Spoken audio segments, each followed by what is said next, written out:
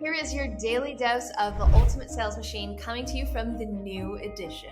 Visit ultimatesalesmachine.com to get your copy or multiple copies. I am your host, Amanda Holmes, CEO of Chet Holmes International. What you're about to learn has assisted 250,000 businesses to generate billions of dollars, working faster, better, smarter. Hi, it's Jonathan Goldhill, and welcome back. There are countless books, seminars, and consultants that offer the secrets to everlasting business success. After heeding their advice, perhaps you manage your time more efficiently, write a compelling pitch letter, or close a few more deals. But after a week or a month, you revert to old bad habits and mediocre performance until the next hot program comes along. The only lasting way to enhance your productivity and growth is to focus on a handful of basic concepts and repeat them week after week and teach your staff to do the same.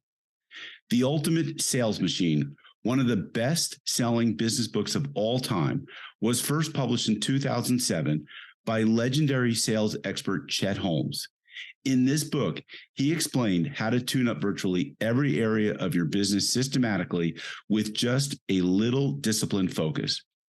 All you needed was to focus on 12 key areas of improvement and practice them over and over with pig-headed discipline.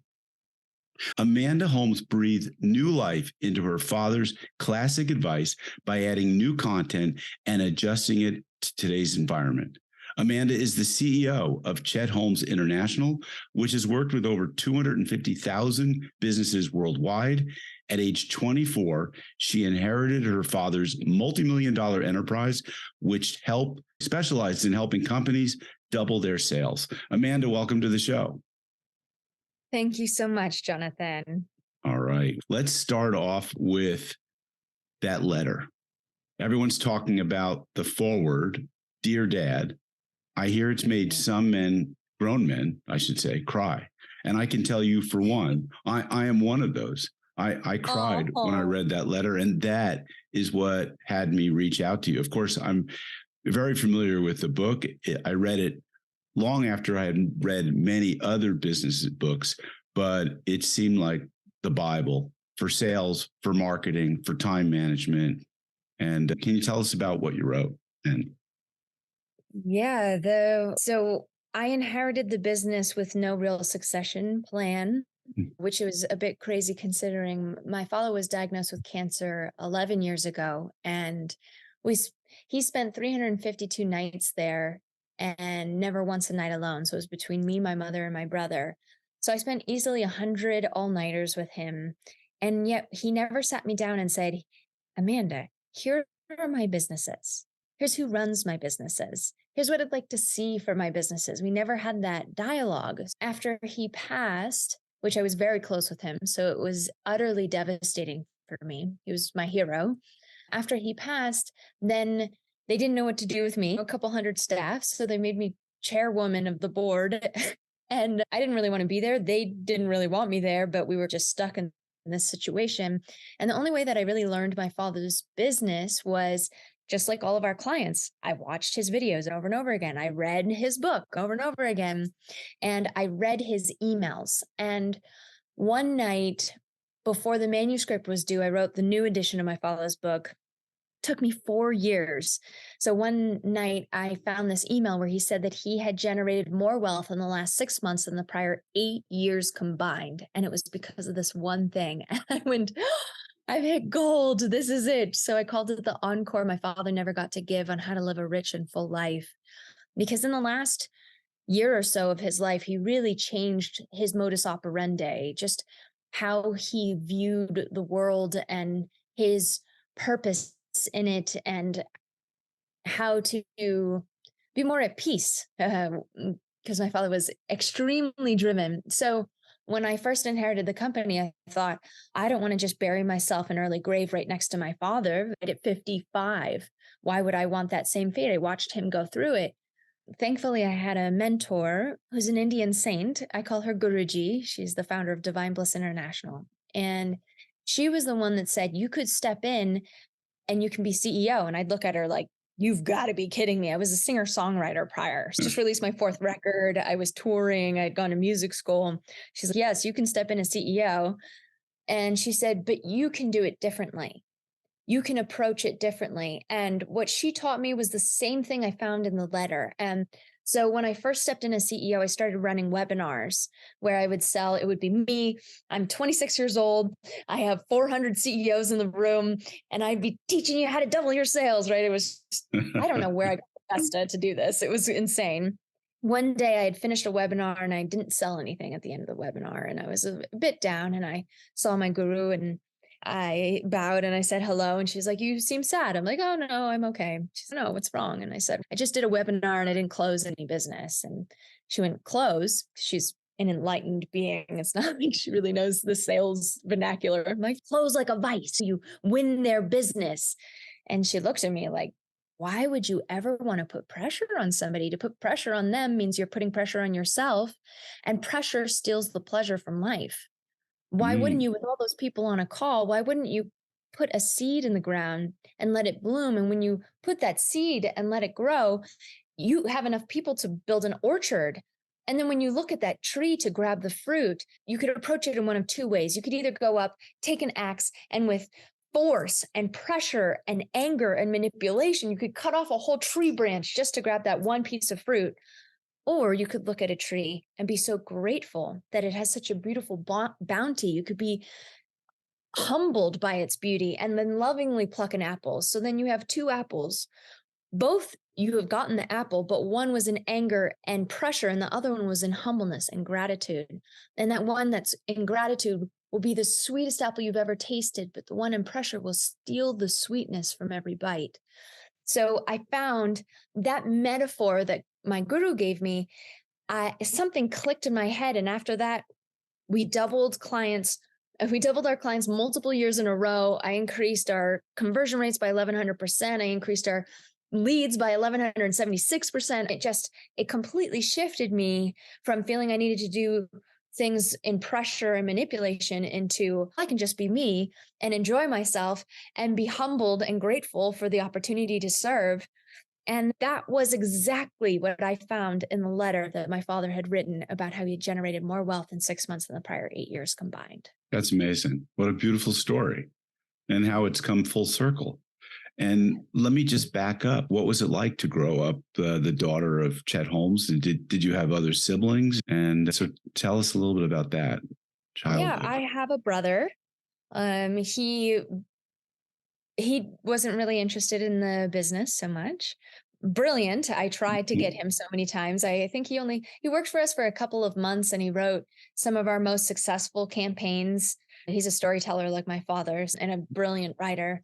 But yeah, I couldn't keep him in the business. But you had that creative spark being a singer-songwriter, recording albums. And what was it that led you to want to step up and step into this role? My father, he had always wanted to be a director and a movie producer. So he wrote several screenplays, sold one to Warner Brothers. He recorded an independent film. We put on a play in Hollywood. That was his dream, was to be create movies. And he wrote thousands of campaigns for the Fortune 500. And he was so prolific in marketing and sales. He just was so good at that. It was hard for him to leave it. So he said that he sacrificed his life and he worked so hard so that me and my brother could do whatever we wanted, whatever we'd like to do. And he was so passionate about the arts. My brother at one point had become a writer and an actor. And then I went into singing because he'd also written hundreds of songs with his best friend. So he supported us in our passions. So there was never really the talk of either of us would be a part of the business. Yeah. And you were the younger in the birth order, I take it? No, I'm older. Oh, okay. So tell us a little bit about the moment of transition and the handoff. Did your brother step up at that same time that you stepped up, or was it became obvious that you I got to keep this going? What was it? What was that experience?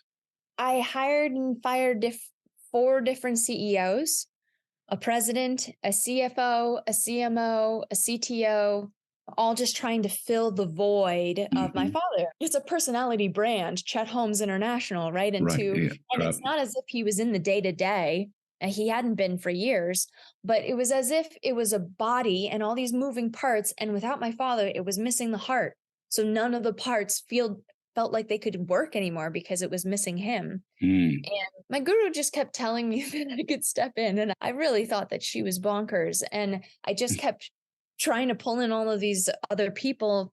I think the changing moment was I went and one of my staff said, I'm climbing Kilimanjaro next week.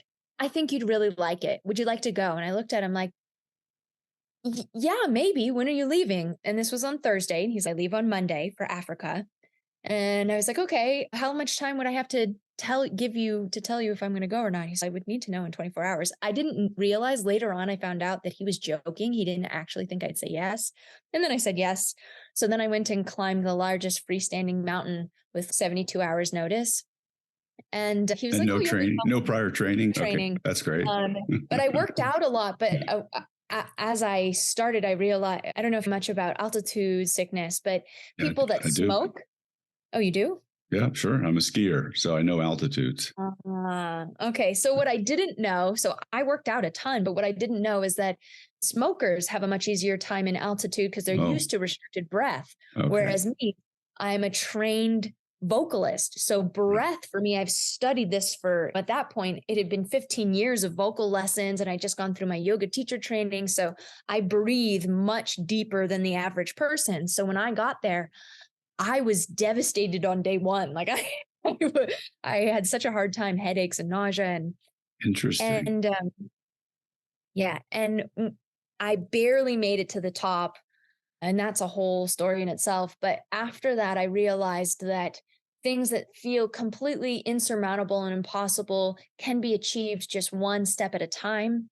And then I also realized that I couldn't do it alone. There was on the day of summit, everyone had left and it was just me and one African man on my left and one African man on my right so that I wouldn't fall down the mountain. And my eyes were rolling to the back of my head and I couldn't really control my body.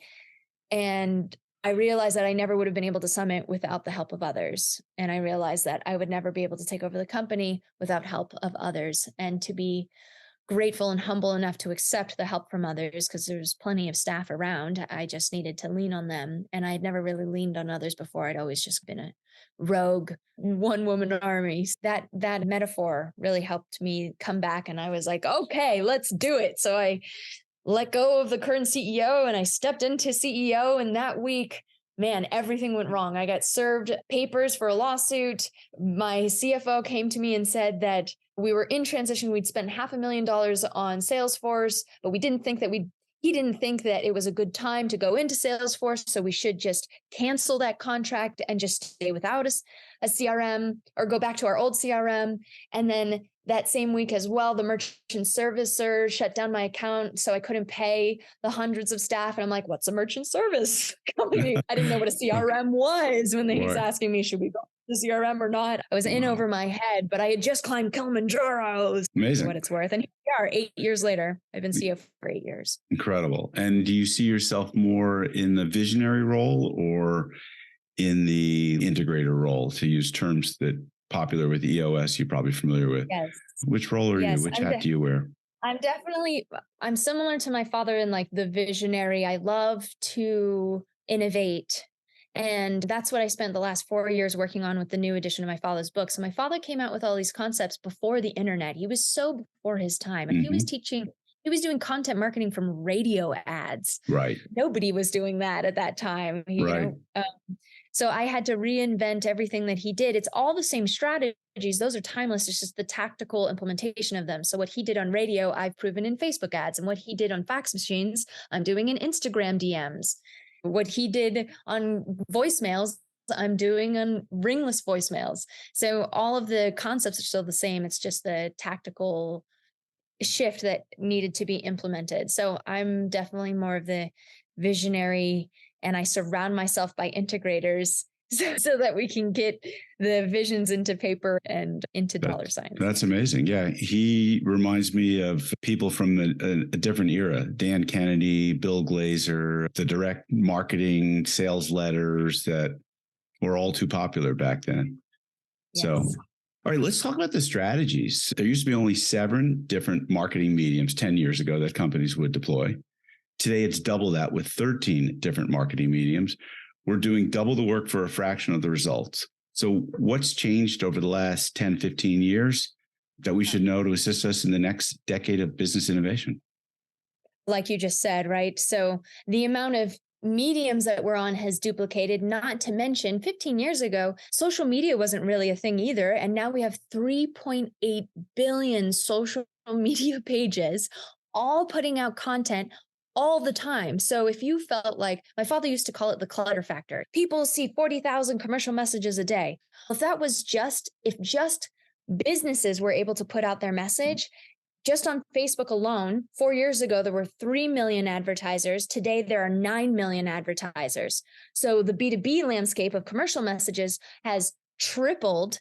And then on top of that, you have another couple billion people putting out messages every single day. The amount of clutter factor has gotten so intense that people today have to get hyper focused on who their ideal buyer is, because the biggest mistake that companies make, and it's the biggest misconception too, they think they know who they're marketing to, but with just a couple of questions, I recognize very quickly, and my staff realize that majority of businesses don't know who they're speaking to. And when you speak to everyone, you speak to no one. Exactly. So the more that you can focus in on exactly who your dream buyer is, your best buyers, and then when you can speak to them directly, then it pierces through all of that clutter. You can't just be vanilla today. You can't just put out a message about you and how great you are.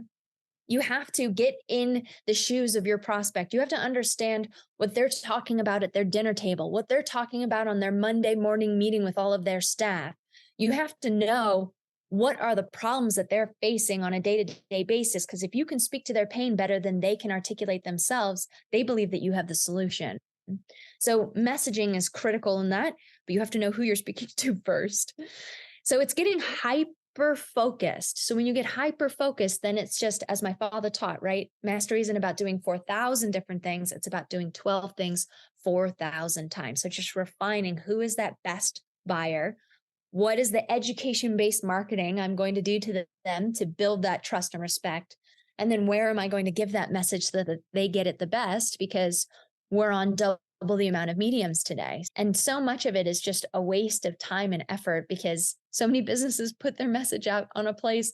I had a client that spent $1 million a year on trade shows, $1 million. And when we did an audit, we realized that they'd only generated $70,000 the last time that they did that trade show. Wow. And it was because they were so used to doing this trade show all the time, they forgot to even care about checking if there was an ROI. So wherever your message is it where your ideal decision makers are? I can't stop but think. I just got an email from people, or I'm getting emails from people who want me to advertise on TikTok and start amplifying my brand on TikTok. And I'm thinking, that's not my demographic. How do I communicate a message? And then I'm in the process of purchasing a house and just saw a young woman, 24, 26 years old, just purchased a $4 million house in Pacific Palisades. And she had 61 million views of her 10-second TikTok video, which was lip synced. And there was like nothing to it. And I'm thinking, she's the third most watched TikTok person. Is she going into the market thinking about who her ideal audience is, or is this just a stroke of genius? Is TikTok really a medium for coaches to sell their work to business owners? There's a certain sense of craziness that's taken over with some of this. And it makes me pause to think, what do I really know sometimes? It's brilliant because now you're like your own media and publishing company, right? Right. So that is magnificent. But what's missing from so many, right? The number one job that high schoolers want to have today is to become an influencer. Yes, that is amazing. Their aspirational goal. And I hate to break it to you, but majority of influencers don't make money. Likes and follows don't pay the bills. So it is still critical to go back to the basics. Like what I just gave you is the ultimate sales machine framework, right? You have to know your goal. You have to Right. know who you're speaking to, your dream clients. You have to know what to say with education-based marketing. And then you have to know where to put it to deploy that. We call it the 7 months of marketing. So if you have a sound strategy behind it, then yeah, it's great if you can get some organic reach and you can grow quickly if you have all of that in place. Majority have followers and likes and comments, but it's like you're saying, it's a 10-second voiceover that doesn't do anything. Yeah. I have an intern, Luke Aberley. He's had hundreds of thousands of views on his videos too. And and he's 14 and there's just no rhyme or reason to it. Like he has one where it plays music and it's him putting like WD-40 on his tractor or his little, I don't know the word, but yeah, it's bizarre. All right. So we digressed into nonsense. Let's talk about some of the basics of Chet's concepts, the time management secrets of billionaires. Let's start with that. 5 steps to increase your productivity by 100%. What are some of those time management secrets? I always talk about the Ivy Lee method. You're probably familiar with that. Focus on your priorities. Ivy Lee was a consultant to Charles Schwab, owner of Bethlehem Steel, back in the 20s and 30s, and went in and worked with his executives and said, I'll work with your guys. Just let me spend a few minutes with each of them, see how they're performing, what they're doing. And what he told them to do was write down your top 5 priorities for tomorrow, prioritize them, and then focus on them one at a time until you finish the first one, then go to the second one, et cetera. Do that at the end of the day, rinse and repeat, and do that for 3 months. And at the end of 3 months, Charles Schwab sent him Ivy Lee a check for $35,000, which would be about $500,000 today. Yeah. This is, I'm sure, a secret. I don't recall if it's in Chet's book. I imagine it is. Brian Tracy talks about it. Tons of people talk about this. But what are some of yours? Yes, so there's a lot of similarities. So many people have heard of time management secrets. There's a difference between hearing and doing. Right, of course. So the practice is something that can take 5 to 10 minutes a day, but it's just discipline all day to make sure. And my father had a problem when he was working for billionaire Charlie Munger, co-chairman of Berkshire Hathaway. Oh, I didn't know he worked for him. Interesting. Oh, yeah. He doubled the sales of 9 different companies for Charlie, all within 12 to 15 months. And multiple companies doubled several years in a row. And so he was working nights and weekends, and every moment he had not a minute to break. He would be at the office and all it would be, hey, got a minute? And then a got a minute meeting would break out. And so he was so reactive in his day to day that he had no time to be proactive and actually get the work done that he needed to get done. So that's why he would bring the work home and do it on nights and on the weekends. So he was going crazy and he was looking at all these seminars and they'd be like, okay, now you need to track everything that you're doing. And then you need to record this. And he's like, if I had that amount of time, do that amount of work, I wouldn't be here looking for time management. So then he developed a system where the first step was touch it once. How many times it's the equivalent of a week's vacation, the amount of time that we reread information. So you read an email, you go, oh, okay, I'd like to respond to that. You put it away, you read it again. The first time that you read an email, you need to respond in some way. Either you respond and say, this is too much to respond to now. Let's discuss it in our weekly meeting. You can put it into a folder and you're taking action on it, that this is something I'm going to do later. So there's some type of action that happens.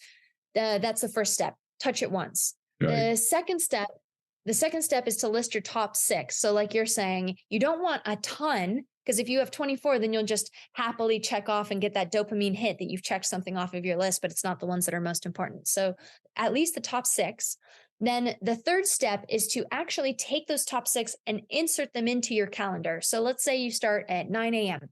From 9 to 9:30, you're not going to check your email because you know that will derail you from everything else that you have to get done today. So what's the most important thing you need to get done? Do that from 9:30 to 10:30 while you're sending out a contract, because that's the most important thing. You got to get that proposal out. Then from 10:30 to 11, you're saving time in your day to be reactive. You're being proactive about your reactive time. So if somebody comes and says, hey, I have a fire, I need to talk to you. Okay, my got a minute meetings are happening from 10:30 to 11. You can come back at that time. Or if a fire happens with a client and you need to handle it, you have specific time allocated for those fires, or to check your email, or today, checking social media if that's part of your business that you're interacting there. So that reactive time becomes proactive time, and you've scheduled in. So before you even started your day, I'll do it so often where when I'm filling in the things that are priorities, I'll realize that I had 6 things. I filled in the 4 things that I wanted in the schedule and realized that the 2 that are most important, I couldn't even fit into my day. So then I'll have to reorganize them, right? Because you have to get your biggest priorities done first. So it helps you set up the expectation of your day before you've started, so that at the end of, you already know, okay, I can accomplish these things. I'm not going to be able to get all my top 6, but I can get the 3 most that are important because of my schedule today. So then you have a better expectation of what needs to get done. So by the end of the day, you feel so much more fulfilled that you've completed the thing that you were looking to achieve. So step 1, touch it once. Step 2, top 6. Step 3, where are the putting them into the amount of time. So I'm going to take 45 minutes for this. I'm going to take an hour and a half for this. You're chunking down different things that are longer projects. Okay, I can only do an hour and a half of that today. Then step number 4 is prioritizing them into your schedule. And then step 5 is, will it hurt me if I throw this away?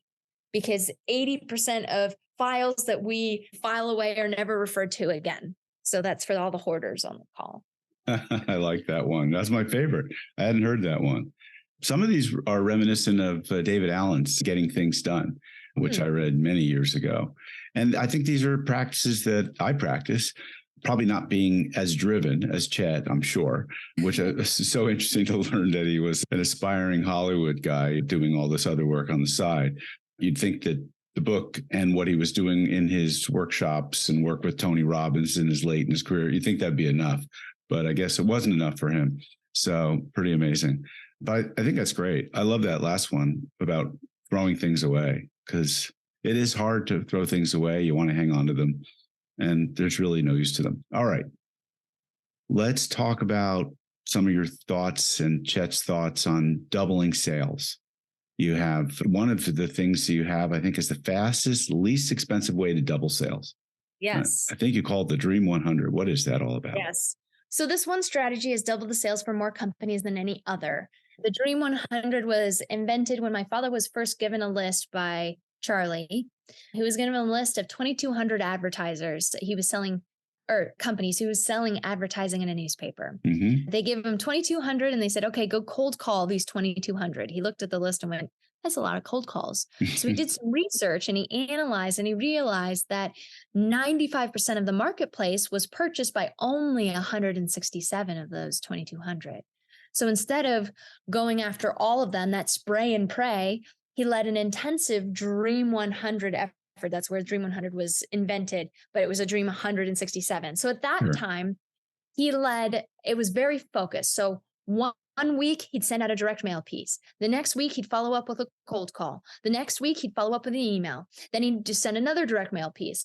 And every single week he was in their face, in their place, in their space. He'd send a fax, right? So this was all the things that were available to him at that time. Today, Dream 100 has a whole new life, and I can share if you want stories about how we can do this on social media today. But at that time, so the first 4 months, he got not one contract. So people started to talk around the office. This is the great sales guy, and he can't even close the barn door. Like, what are we doing here? But they were the biggest, best clients possible. So in the 5th month, he closed the largest contract that the industry had ever seen. It was Xerox.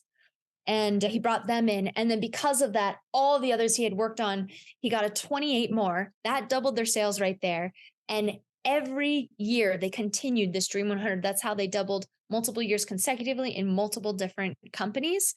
And Charlie actually called him into his office and said, Chet, I have never seen businesses double multiple years consecutively. You sure we're not lying, cheating, or stealing?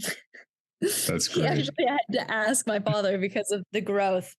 And that's coming from a billionaire. So that's fairly impressive. The Dream 100, in its core, in its essence, and for those that are listening, I recommend writing this one down. There are always a smaller number of better buyers than there are all buyers. That means marketing and selling to them is cheaper than marketing and selling to all buyers. I can give an example of somebody that recently went through one of my boot camps as well. Would that be helpful? Sure. Let's hear it. Troy Aberley went through my boot camp last year, and he had been studying the Dream 100 concept for many years. And he himself personally, one-on-one, has sold over $500 million using the Dream 100 concept. He was the most profitable sales rep out of all of John Deere back in 2017, because he was getting triple to quadruple the amount for every buyer because he followed this method. So if you want more profitable clients, it's a great method to follow. So we took an educational approach to how he used his messaging, and he went to 4 of his past clients or past prospects that had all said no to him. And he led with an education. And in the first 6 weeks, since the start of my training that I was doing for him, 6 weeks later, he generated $8.4 million from 4 clients. Then after another 7 months, he generated $42 million in total, and it cost him less than $50,000 in marketing budget, which is about the ROI on that is about 83,000%. Wow. Now, what happens if you don't have a list to start with and you don't know? You take a business like mine, right? I'm coaching family-owned businesses.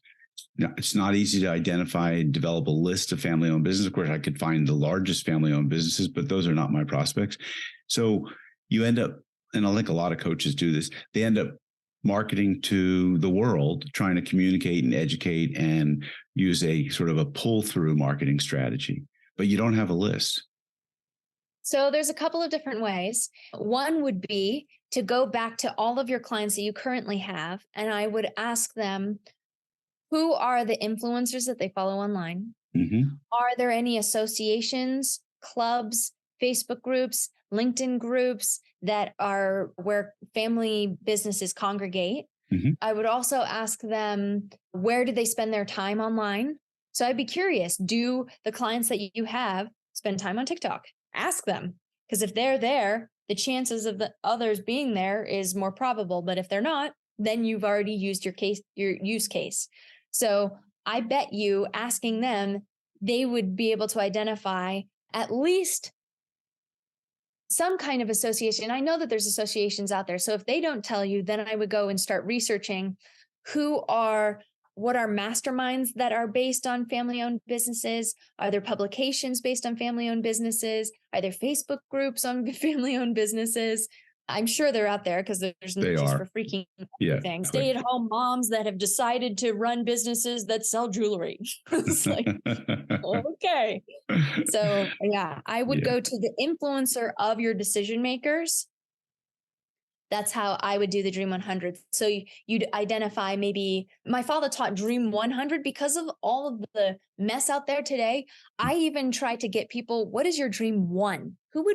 What is one relationship that would change the course and direction of your world? And for me, last year, the most influential one I had was I spoke at HubSpot. That one speaking engagement of the 600 that were in the room, 500 of them opted into what I was offering for free. Right then and there, I got 100 appointments made, and I've made hundreds of thousands of dollars just in the first year. I'm sure over the next 3 years, I'll probably generate a couple $1 million from that one engagement, relationship. So good. So who is the leveraged one that can get you the many? That would be your dream. And it can be, call it a target 12. It could just be a target 12. It could be a target 3. I have 3 that are most important to me at the moment. It depends on the different verticals, but yeah, I do have a dream 3 list. That's great. Awesome. Little plug, shameless plug here. I will be speaking and sponsoring the Capital Regions Family Business Conference up in Sacramento on May 8th and 9th, and speaking to 300 folks at the Generations Conference, which is going to be filled with next generation leaders, giving out a copy of my book, and looking forward to it, because it's going to be a game show style presentation talking about the importance of playbooks, which I think is the new buzzword for a sales playbook, a marketing playbook, a business playbook. It's a strategy. And I think Chet's book, your book with co-authored with Chet, or however you term it, is essentially an amazing playbook it's no wonder it was called the Ultimate Sales Bible, but it's so beyond selling, I think, because it got into marketing, it got into time management, such good stuff. And Amanda, it's really exciting to have you as a guest on my show. I'm just in awe of your succession story, your energy, your enthusiasm. So I have a really simple question. Your guru, she a fan or a follower? And she's had an Sales amazing strategies? Yeah. No.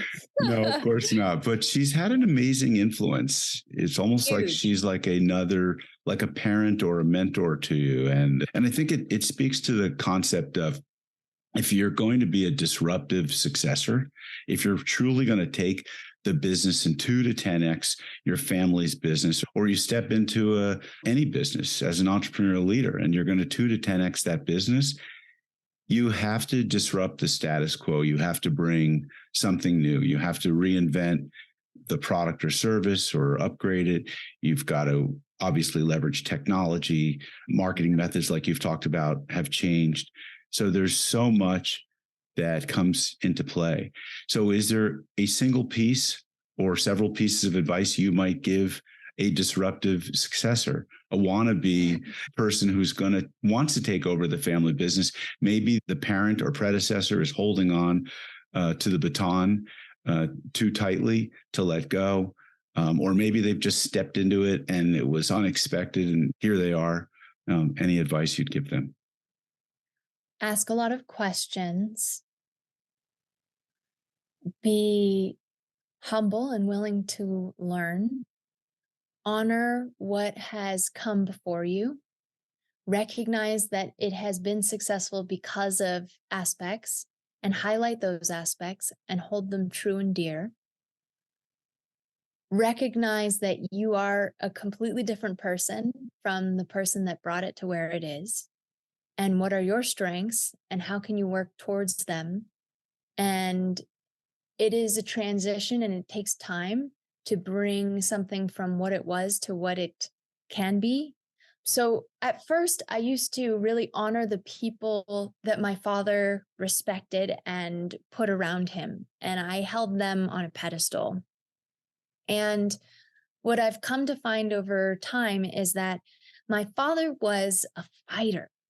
He was from the Bronx. He had nothing. He got kicked out when he was 16 and he had to fend for himself, and he made an empire. I did not have that chip on my shoulder.